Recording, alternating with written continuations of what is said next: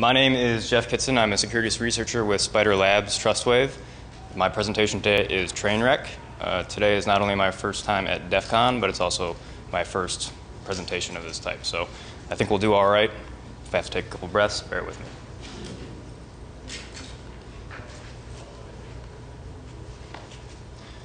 So what I want to talk to you about today is the device that, of course, we're focusing on. How I found this device, how it sort of entered my realm of knowledge, the vulnerability that I found, how we got the vendor to fix it, and then the tools that I'm going to distribute to you guys so that you guys can actually test these yourself and keep the pressure on this manufacturer to make sure that they stay up on their security stats. So how all this got started. It's a pretty personal story. On December 29th, my furnace failed. I'm a first-time homeowner. It was a pretty big experience to have my furnace fail in the middle of a Michigan winter. I don't know how many of you are familiar with Michigan or just winter at all, but it sucks when your furnace fails. And it can be pretty dangerous, especially to the water pipes in your house. So I couldn't really delay on getting it fixed. I had to call up a manufacturer and have them come in and evaluate the situation. The problem that I actually had with the furnace was my heat exchanger failed and started developing cracks. And that's how you get carbon monoxide in your house. So I'm actually kind of lucky I didn't die from this. Yeah. You can see it about 2 pipes, well, not on the monitor, but later you'll be able to see them. So I had to get a new furnace. I felt a lot like this kid here in the photo. I called up the local dealer that had worked on my unit in my house before, and they came out and really acknowledged that it wasn't safe to operate how it was failing. So by law, they pretty much had to turn it off, and I had to buy a new one. Now, the model that I selected was a little bit more efficient than the last furnace, because when you're looking at replacing a furnace or replacing a heat exchanger, it's about a whole day's worth of labor to get the exchanger replaced, or you can buy a new furnace which is more efficient and is going to get you a couple of rebates, better power bills, better gas bills, so it was worth it to get the new furnace. The furnace that I chose was a Trane furnace, because this dealer was a Trane dealer, and it came with a smart IoT thermostat. It wasn't really an option. It came with it by default. They say, oh, you want one of our new furnaces. Well, our new packages come with smart IoT thermostats. So you get it because it's required for the device. And it's called an XL850. So what exactly did I buy? To be honest, the day of, I wasn't really sure because it just sort of is pushed on you. You're in an emergency situation where you have to buy a new furnace. You think you're making the best choice. One of the reasons that I made this decision also was because I knew it was an IoT device, and that kind of whetted my chops a little bit. And I didn't go for the model above this because on that one, this smart device actually modulates the gas valve. I didn't quite feel comfortable playing with that, so I stuck in the area where I was comfortable. So if we want to get technical, and we do, because this is DEF CON, the device is the ComfortLink 2 XL850. And this is one of about 3 or 4 models that Trane pushes out with their different units. And you can see the manufacturer's page here and a couple of links that will be pretty relevant. One of the things you'll notice on this page is that there is a download for software update. This manufacturer allows not only over-the-air updates, but you can download it yourself, load it to a USB, hook it into the device, and then it'll evaluate it, see if it's valid, and boot the new image. Now, if you go to that page today, you won't see that link there anymore. Apparently, they decided the best way to deal with this notice when they got it was to quickly remove the ability for people to upload their own software. But the link's still active. So the features this thing has, it's got a lot of features. Particularly, it's got lots of internet. It speaks Z-Wave, so it works as a Z-Wave controller. This thing is meant to go out and touch the other things in your house and interact with your whole Z-Wave environment that you have working. It has an integrated Nexia bridge. So a Nexia bridge on its own is something that's meant to control a lot of different devices in your house and provide a lot of functionality. You can remotely set your heat schedules and your cooling schedules either from a phone, your web interface, or the Nexia admins can do it on their own if they really wanted to. It can also send notices, so let's say your furnace starts failing in a really bad way, like I had with my first one. It can dial out to Nexia and say, hey, there's a problem. It'll fire up an alarm on your device. And in certain cases, it can actually shut off functionality until you have the installer come out and fix it. The service that you pay for It's about $10 a month to get all access to all these Nexia features. And one of the main ones that you see on the device is you get a cool weather map and local weather updates. And those are all actually pulled from Weather Underground. And they don't really control the request. It just goes right out to Weather Underground. And one of the more interesting features for us is the device will do over-the-air updates. So it does request to Nexia to see if it's got, or to Trane, to see if it's got a new update package, and it will download it and load it if it validates against all their checks. And then like I mentioned before, you can download, or you're supposed to. I think they intend to keep this feature. They say the new link is coming soon. But you can download the software package, load it onto USB, and when you plug that in, it pretty much does a quick evaluation and will boot it. And it's worth $4 signs, whatever that means. I still to this day don't really know how much it costs because it comes as a bundled deal and you can't buy them separately on the internet. I think roughly it's about 300 bucks. So I was hoping not to break it in my research. Also because I just got the furnace replaced. So the first day that I have this, I poke around on it constantly. And the first thing I see is a RubyGems license in the About page. Thank you, open source. All right. This let me know that I had some ground to work with because I'm a Ruby guy. Most of my daily work is done in like Ruby, Python, things of that type. And having this type of disclosure of the gems, awesome. And you can see there's about 187 pages of open source software licenses that are included on this About page on the device. That was awesome. I was really excited to see that. All right. Now I know this thing has code that I can work with if I can get into it. And I want to do a basic smell test to see what's available on the device. And there's a ton of ports open on this thing. Way more than you would expect if this thing had a good security policy. One of them in particular came back as Napster, according to Nmap. Well, the thermostat isn't running Napster. I wouldn't be surprised if it was, based on the research that I found. But this port 9999 stood out to me as really the most interesting one of the ports that I was able to scan. So I start poking these things. We're just using basic ncat commands and attacking these ports. And you can see there's two of them that just take command prompts. They say, hey, Phil, give me a command. You've connected. This is fantastic. Those aren't even included in this presentation, but there's lots of opportunity for them. But we go back to port 9999, and this thing is obviously issuing an authentication challenge. It's giving us a couple of random numbers and it wants something back from us. All right, you still have my interest. So now this is the focus of my research, and I want to see if I can break into this code to find out how this port actually uses commands. So that tarball that I mentioned earlier that you're supposed to be able to download from the manufacturer's website, but you can't right now unless you get to the proper link, crack the thing open, and it's got a couple cryptic files, no extensions on them. They're trying to hide this from basic people with no knowledge of files or security or anything like that. The number is pretty much a build number, and you can see the 850 there in the beginning of the number. That's the platform number, and that's pretty predictable based on what thermostat you're working with. We run the file commands to see what this actually contains, and we see a couple of things.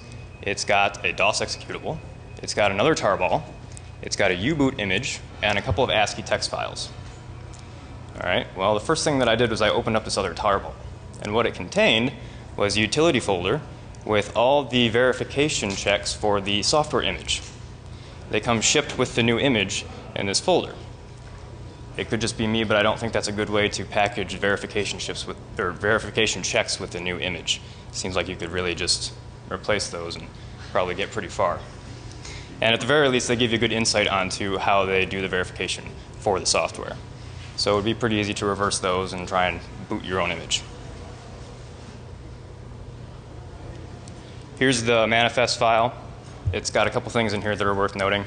At the bottom, you'll notice it's got a switch for the boot message that says, am I Trane or American Standard? Well, I was focused on this device being my device. Mine is a Trane unit, but I'm pretty confident this applies also to American Standard units. Also, you can see the checksums. It's really just sizes and a couple easy things that are pretty quick to pick out from the verification checks noticed in the other files. So this makes it really easy to understand how the software is packaged and how to build a new one. And like I said, it takes over-the-air updates and USB uploads. My main focus turned toward the actual UBI image. And there's a number of ways to mount a UBI image or to interact with it, but I was able to find this tool.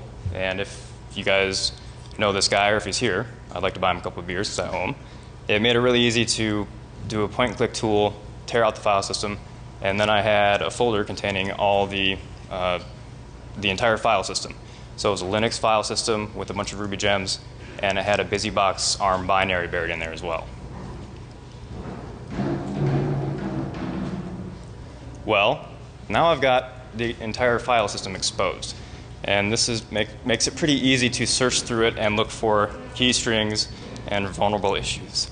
I searched for things that you would think of right away: passwords, users, enrollment, alarms, registrations. These are all things that I had a bunch of hits for. These weren't things that I tried. These are things that are very common in the source code. This slide is a little bit ugly for the eyes, but it gives you a great idea of just what looking for the Ruby matcher, like a regex matcher, will return. You see a lot of calls for constants, the schedules, alarm histories, registration call out. This really lets you know how vulnerable these calls are to reverse engineering just by searching for these particular strings. You also find a lot of samples and passwords. Particularly, they even have old commented out passwords. I don't know if this is some guy's dev password or if this is a password still used on a production machine, but it seems like this was sort of a pretty common approach for how they would handle issues. I'm going to guess that this is probably their patch for a previous security problem. And hard-coded passwords are obviously always a bad idea, and they definitely are. The command up there at the top, you'll notice, is actually a sample command for how to set the heat. It's not one-to-one. They changed it a little bit, so it's not copy and paste in order to be able to update the thermostat temperature or something like that, but it gives you a really good idea on where to start. Now, like I said, this thing was written in Ruby. That means it comes with gems. Gems come with specs. Specs tell you what everything does. So in most of the instances, I could change into the directory of the gem, do bundle install, and I was able to download all the production gems that they had on their GitHub. And in most of the instances, I can actually kick up those specs and recreate the protocols and all the faceplate messages. Anything that this did and they wanted to check, it was included in these gems, and it was reproducible simply by running specs.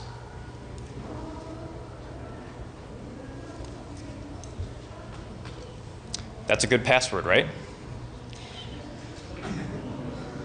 Now, their entire GitHub repository was pretty much open. They had a bunch of production repos on Nexia that were for ESX servers, production backbone servers that dealt with the faceplates and the different thermostats. These were all easily downloadable, and they were wide open. We had to contact Nexia, who's a partner with Trane, and actually tell them, hey, you've got database salts, production machine configs, and all this publicly available on your GitHub. The first response we got was, no, we intended that. And then we had to go back and be, are you sure? And then they actually pulled down a lot of these repositories, and these are the ones that are actually still up there today, not the ones that they pulled down. So we've got a good idea of what this thing does and all the features that we can probably get out of it. We know everything that Nexia can do. We've had a good look at the source code. We've found a lot of valuable information from the source code that we've been able to examine. And it all sort of comes back to this language called SMILE, or perhaps SMIL. I'm not too sure. I found some examples of it in documentation on the internet. They loosely fit with how Nexia actually implements this protocol or this system. And it was the best correlation I could find. But as far as we're concerned for Trane and Nexia, they really use it in a way that we could consider proprietary. There's not too much correlation with outside sources that I found, so it's a pretty loose correlation. Again, I'm not exactly sure what the acronym other than this stands for. I assume that this is the best correlation. It's the Synchronized Multimedia Integration Language. The RFCs and documentation I was able to find online point to XML files with really customizable nodes, and I found a few of those that actually have an inventory of all the features and models contained within this device. So what does it do? Everything. Anything this device can do, and that includes not just the stuff the user can do, but anything the remote administrators from Nexia can do, is available from this protocol. And that's a lot. It was actually a bit disturbing to see how much other features were included in this device that weren't even visible from the user interface. And as a user, you would never know that it just sends analytic data no matter what.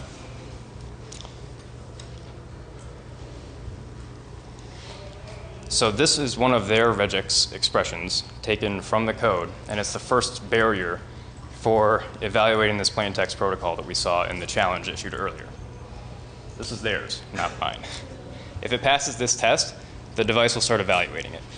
That doesn't mean you're going to be able to necessarily fire a command simply by bypassing this check, but it will consider it, and it will start considering it valid data, and it will compare the information you give it to the models contained in the device. I would expect a little bit better checks than that.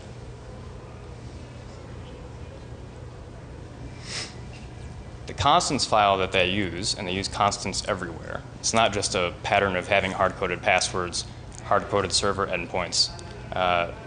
You can see here they have things for the alarm sessions, chat sessions, registration enrollment. These are all the core features of this thermostat. And they go to all the features that you pay $10 a month for. And I remind you that a private GitHub repository is what, like $7?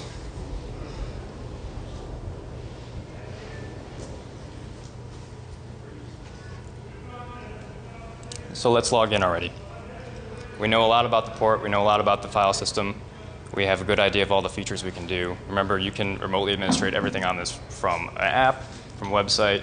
You can change your temperature, change your schedules. If we can log in and start playing with this, we should be able to gain a lot of control over the device. So to get past the challenge that you saw earlier was actually pretty simple.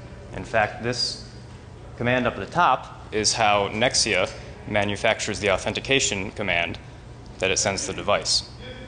So we do a SHA-1 hex digest of a couple of the values that we get back from that initial challenge, spit it back to the device, and we authenticate.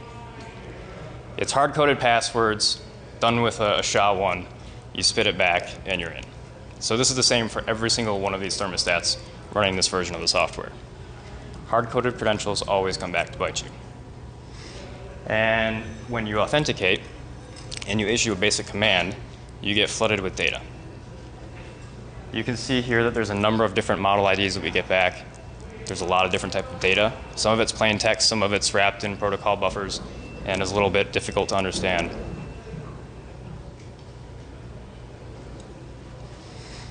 Subscribe true. This floored me. When I ran this command, of course, I wanted to start with the most basic thing. So I was able to authenticate with the device. I know the basic model structure of how the IDs work and the type of commands that it expects. So I start from the bottom. I give it a 1. I give it subscribe, which I know is a valid command. And I put in true, because I noticed a couple switches in the logic that seemed to evaluate whether or not true was the entire payload. And what I found out was that if you give it true, it will dump every recursive element in every child node for the ID you give it. So this thing has sort of like a domain structure, so it'll be like 1, 1.2, you know, it goes on from there. So when you give it 1 subscribe to, you see the type of mess that you saw on the last slide. It gives you everything. That includes all the plain text information about the device, sensor readings, dealer diagnostic data, alarm history, everything. I don't know why they would actually enable this on a device other than simply for ease of use of their own use, but it was horrible. I was flooded with data after I actually fired this command. And when you do subscribe, you stay connected. So as far as this thing was concerned, I was now an authenticated, valid server, and I was properly requesting all the information this thing had, and it was just constantly spitting it out to me. So I'm flooded with data. I want to get a good understanding of how these model IDs actually work. So what I did is I built a script, and I let it run for about a day or two, and I played with my thermostat, and I swallowed up every single payload that I got from this socket and saved it to a Redis database, breaking it apart with the regex matchers that I saw in their code. So now I have an overtime inventory of all the different permutations of the device IDs, the different commands that it will issue, or at least report from this port, and also the command payload. So I can go back and do analysis on how frequently a certain ID occurred, what type of commands are the most popular, and what type of payload structures are the most popular, or perhaps most powerful. Because remember, we've got different levels of things we can access, like alarms, the temperature, chat history, also authenticated callouts. So the things that I, of course, tracked were the authentication IDs. Every time you connect with this device, you get a new auth ID. So those are worth tracking to see if they were predictable. The command IDs themselves, so that domain system that I mentioned earlier, that will recursively dump all of its elements, we track those as well. And then the command payloads. We want to know how these things are built, and this made it super easy. It was, I mean, this really took a lot of the research out of it simply by being able to interact with the device over a couple days and have all that data as an inventory. And this is how we process that. This is really all it takes to probe this socket, this 9999 socket, and get back intelligible data. So this is the regex and the method that I use to actually interact with the socket, get back the data, and save out the stuff that I got so that I could analyze it later. And I didn't really have to change it at all when I changed this to an active script because it was so spot on and useful. So causing real trouble. This is what everyone wants, right? We're dealing with an IoT thermostat. We want to know if we can change the temperature, heat point, cold point. And if, like I mentioned earlier, I'm in Michigan. So if someone plays with my thermostat and sets off my heat to 0 in the middle of winter, I'm screwed. When your pipes freeze, it's a really expensive problem. And when your house burns down, it's a more expensive problem. And we saw earlier with how my past furnace failed, the heat exchanger failed, it could even be a deadly problem before your house burns down. If someone keeps your burner going and it's constantly working on the heat exchanger, that might fail and start pumping carbon monoxide into the house. And if you have controls over the alarms that set off on this device, you could prevent it from actually raising an error or dialing out to back home. You guys probably remember this command that we saw earlier, this sample. It's a good indication that we can set the heat simply because we see the type of IDs that we've been talking about already, and then the set hold command. And I was able to track this down to the models included in the XML file that I referenced earlier and start analyzing their structure in order to recreate this command. This command here at the bottom is the one that I actually use to set the heat and the cold, and it works. Every single function on this device is inventoried in this file. Anything this can possibly do is set up in this file. And there's a couple of interesting things that illustrate why the Redis script that stored all that data was relevant. You notice the N here in the model ID. They use dynamic IDs for a number of elements in this device, so you can't just really copy and paste. You have to have intelligence on what you're actually working with. And that's why it's so important to be able to process the data you get back, identify certain parameters, and then you can use that to actually set these update commands. So to get this command to work, you actually have to query for the zone that you want to update. You can't just say, set the heat. You have to say, well, what do you have? Do you have one zone? Do you have two? Because these things are definitely in a bunch of homes, private homes, which is pretty scary. But they're also in a lot of commercial buildings, things like transportation hubs, pretty much everywhere you wouldn't want them to be.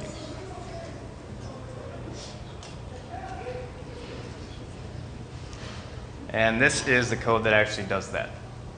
So you can see we have the set points code, and then we have a couple of other methods as well.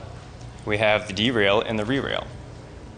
One of the functions that we have on this device is we can set and remove authenticated servers. An authenticated server is Nexia. This thing has a backbone. It will dial home and set off alarms, ask for support, all this. And it stores its trusted server as Nexia as one of these values. So you can get in there and you can actually pluck out Nexia, and this is all using the same structure that we've already used, and you can put in your own persistent connection.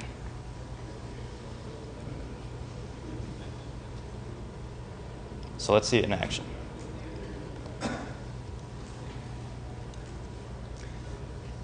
Hopefully you can see it well.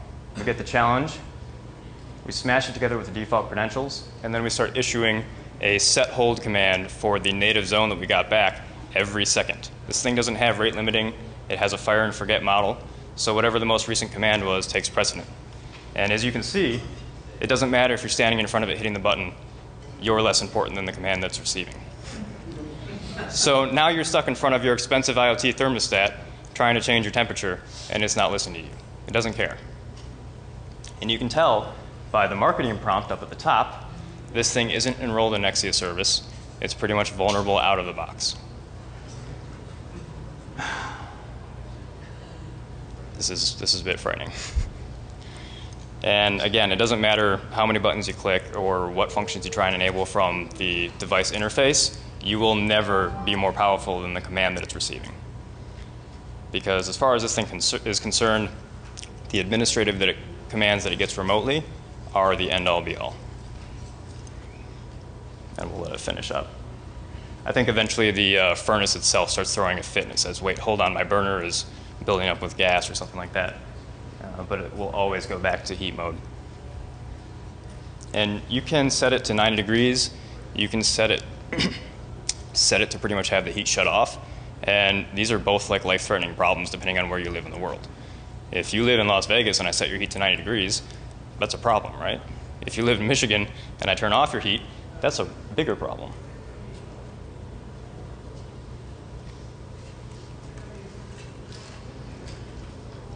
Okay. So this method of issuing commands works for everything, like I said. And it works for all the different models that are included in the device. And that includes sensitive information. So yeah, I can update your heat. I can shut off your heat.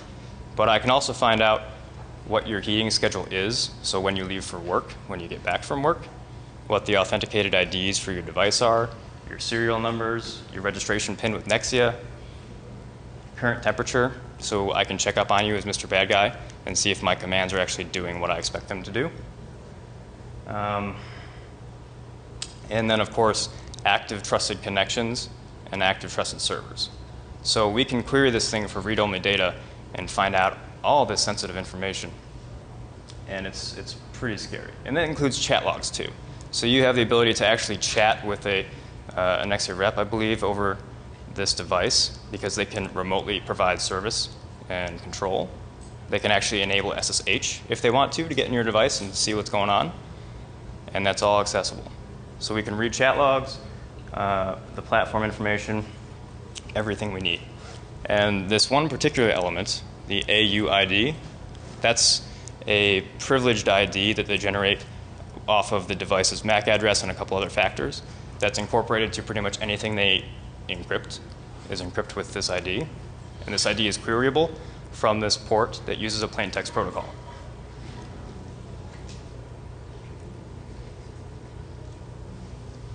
Okay, well, clearly I've been able to write a couple scripts for this, and I want to make sure that people are able to audit these devices and have the ability to see if a device is vulnerable.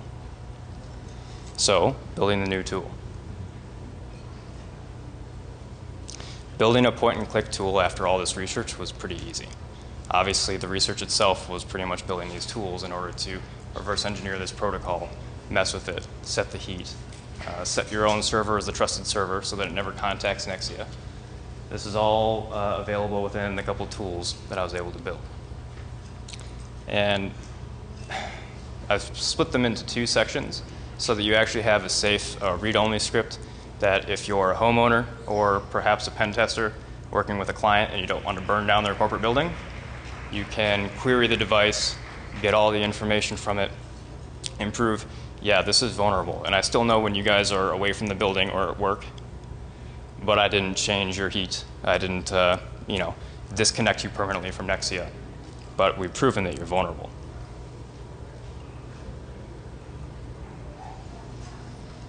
All right. It's called Tranewreck. The GitHub repository was opened up about an hour or two ago. So these tools are publicly available right now for you. And Tranewreck is a Ruby script. Well, it's a collection of Ruby scripts. And I included a gem file. So even if you're not a Ruby guy and you don't have Ruby installed on your system, it's pretty easy. You install Ruby. Second step is you do a bundle install. You'll have to install maybe a gem or two. And then after that, you're good to use command line scripts to execute these functions against the device. And these things, a lot of them are publicly available. Remember, these are ports that are used to communicate with the back-end service. So I didn't just find this one on my own home network, but they're available throughout the country. This is how you use the more safe script, the one that just pulls queryable information. This will let you know that a device is vulnerable without threatening your house or your business or your client. And I think it's probably the one that most people will use. It's really, really easy. I should explain the stay command. So you just give it a target IP, and then you can set it to stay subscribed. Remember, we have the subscribe command that will constantly feed us data. So this will connect to a device, parse out all the information that I listed before, and then if you want it to stay subscribed, you can maintain that connection and either, I don't know, output it to a file if you want, or send it to a Redis database. At that point, it's really up to you. But you can do additional research simply by having all this extra data. And then derailer is the script that's a bit more fun. And I say fun, I should say dangerous. The functions that are included in this, you can set the heat point, you can set the cold point, and you can actually derail or rerail, which means you can remove Nexia as a trusted server from the device. So this thing essentially goes dark from the backbone servers that are meant to control it from Nexia and Trane. So this thing will never set off an alarm to the home server. It will never call and raise a problem. You'll never be able to get tech support if it's disconnected from this server, because it will have no knowledge of it. And I was able to set one of my computers at home as a trusted server. And this thing just started spitting data to it. Now, that's bad. And you can actually set different parameters for whether or not you want the data connection to be encrypted with that ID I mentioned earlier or not. Not that that's the best level of encryption, but you have that ability. And I preface this is a pretty dangerous one. Of course, you only want to use this on devices you own or that you have the permission to test, simply because you're using default login credentials as a part of this script, and that's something to be considering, or something to consider.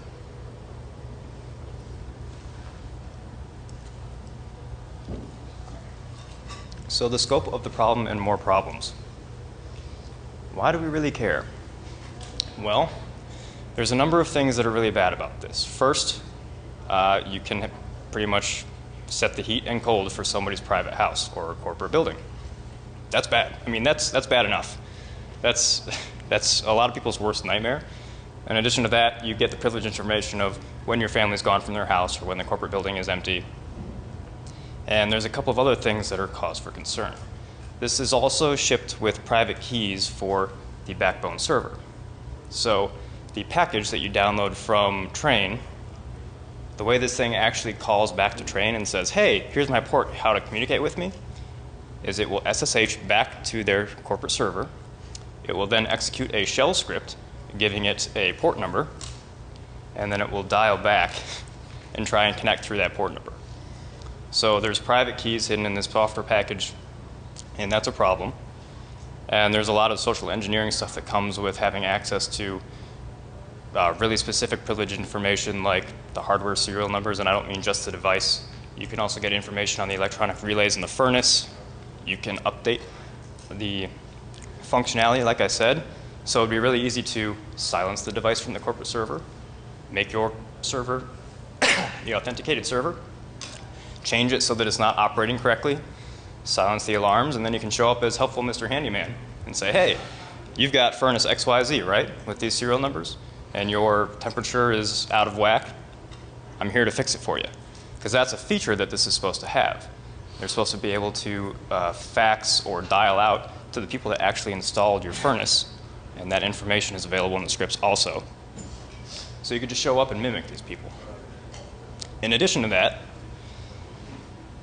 we're all familiar with ransomware, right? What if your house gets ransomed? We now have the ability to cut this off from the corporate network. We can set the heat, and we can actually set messages. Remember the banner in the top? We can set our own alarms. So you really could say, all right, you're no longer connected to Nexia. Your heat is 90 degrees, and until you deposit at this Bitcoin address, your heat doesn't get turned back on. So now we've taken ransomware into actual physical implementation. That's pretty scary. Now, the vendor claims that this was patched. We did disclose this to the vendor. It's been a good process. I had some help from good folks at work like Carl. And they claim everything that's connected to their backbone system is patched. But remember the passwords that we saw commented out earlier? What we heard was that they simply disabled this port. And we've evaluated that there's a lot of problems with this device.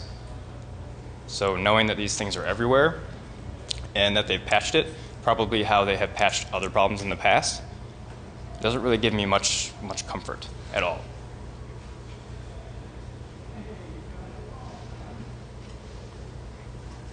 And remember, with the basic insecure structure of this device, or the lack of a good security bedrock in their approach,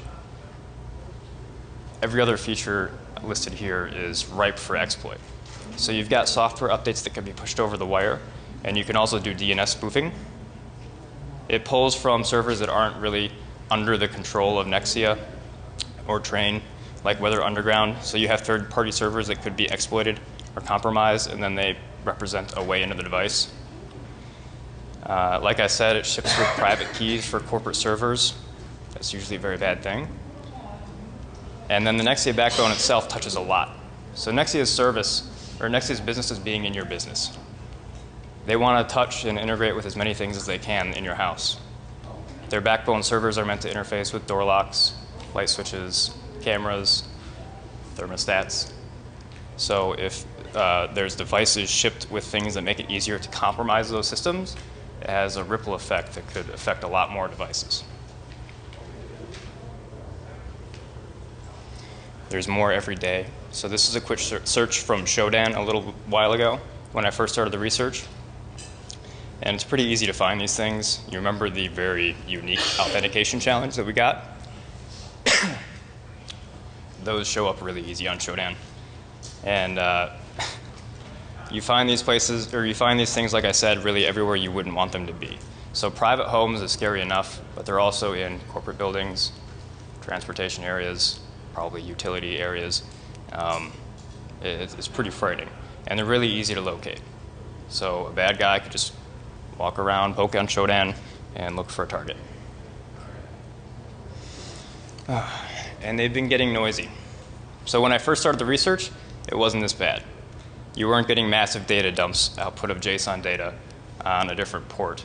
But it seems like since the patch has arrived or been deployed, that these things are really just dumping the data out. So this poor guy, we can read what his temperature is set at, if he's enrolled in Nexia, a bunch of other pieces of information that we should not have access to. And this is just available online. It shouldn't be. At the very least, it seems like encrypting this information would go a long way. There's a lot of other problems in the device that are problems in themselves, but protecting your customers' data is really key, especially when everyone's paying $10 a month for features that they never really asked for.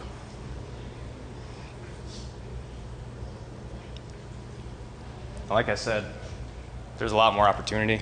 The problem is that these things are really everywhere, and the people that have built this package with an idea of what can we do rather than how can we do it properly and have our customers ask for this, they touch a lot of other devices. Schlag door locks, thermostats, lighting modules, security sensors, alarms, and then Trane itself is owned by a parent company, Ingersoll Rand, which owns Thermo King, a lot of air conditioning services, golf carts. It's a really ripe field for exploit. And like I mentioned before, these insecure devices are shipped with things that could make it possible to compromise the corporate structures that administer these devices. So we might have a vulnerable thermostat, but that could end up in a compromised backbone and the backbone interfaces with all these devices.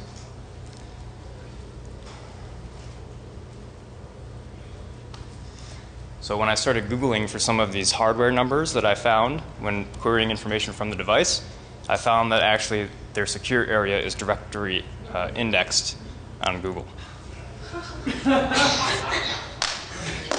And the way I found this was pretty innocent, because I found the hardware numbers for the tools in use on my actual device, and I started Googling them looking for simply what they were, and all these PDFs from the secure area started popping up, and I realized that their entire directories were indexed. And that represents a pretty bad security posture. And it's another example of how one part of the company can have a problem with security, and that will affect the rest of the company. Remember, we had Nexia. They had open GitHub repositories with database salts, database passwords. It was bad. You have all these different companies in play and working with each other because everyone wants to integrate, and you really have the weakest link of the chain is where it's going to break.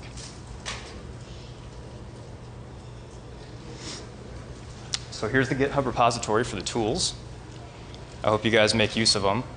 These are for everyone to use in their audits. Check out your own home thermostats. That's why I made the safe one, so that people can actually look at their own thermostat and see if it's vulnerable without risking their home or their furnace. And then so you guys can contact me. Here's my Twitter. I'm also on Keybase. So if you have any feedback, any ideas, or if you get to test these in the wild on your own devices or ones you have permission to use, I would love to hear how they work. And I'm more than willing to integrate features or accept pull requests from anyone who submits them. And that's it. Thanks.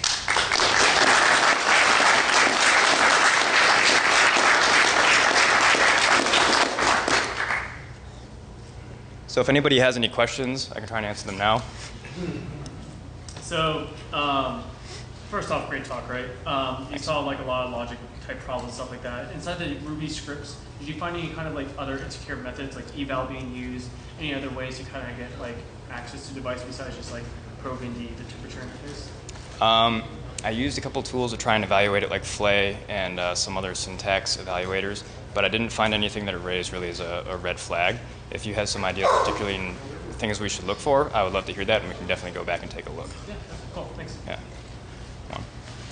So you managed to derail the thermostat from Nexia's backbone. Mm-hmm. What about the other way? Can you authenticate yourself to the backbone and impersonate another thermostat? Is that reasonable or probable? I didn't. In my research, I didn't take the step to spoof information or really go far into the backbone servers, because that was sort of territory I wasn't really comfortable with. But given what I saw, I have no reason to believe that wouldn't be possible, because really you're using a private key and a hard-coded user to authenticate with the backbone server, and you're really just providing commands, and it's all available right there in the code. So there's no reason why you couldn't have the server dialed to your port expecting to connect to a thermostat and getting something else instead. So Bob can connect to Nexia's backbone, saying that it's one facility's thermostat? Yep, I would expect that to be possible, certainly. Did you see the work from Cisco Talos, where we found a couple of vulnerabilities, buffer overflows, and gave remote code execution on the thermostats? Yep, I saw that there was some work done on a different software package on the XL950 that dealt with a buffer overflow, but we were really focused on exploiting the heating, cooling, and the actual functions of the thermostat itself. But I did notice that. I noticed that some of these default passwords were included in a blog post from a number of years ago, but I did take knowledge of that. I just tried to take a different route so we could get additional research. One more. How exactly, sorry, I missed the slide, I think. How exactly was the device getting to the internet? The device is wirelessly connected, and some of them have the ability to be connected via Ethernet cord. So when you get this, the first thing the installer will do is ask for your Wi-Fi password. They'll put it in and hook this thing up to your network.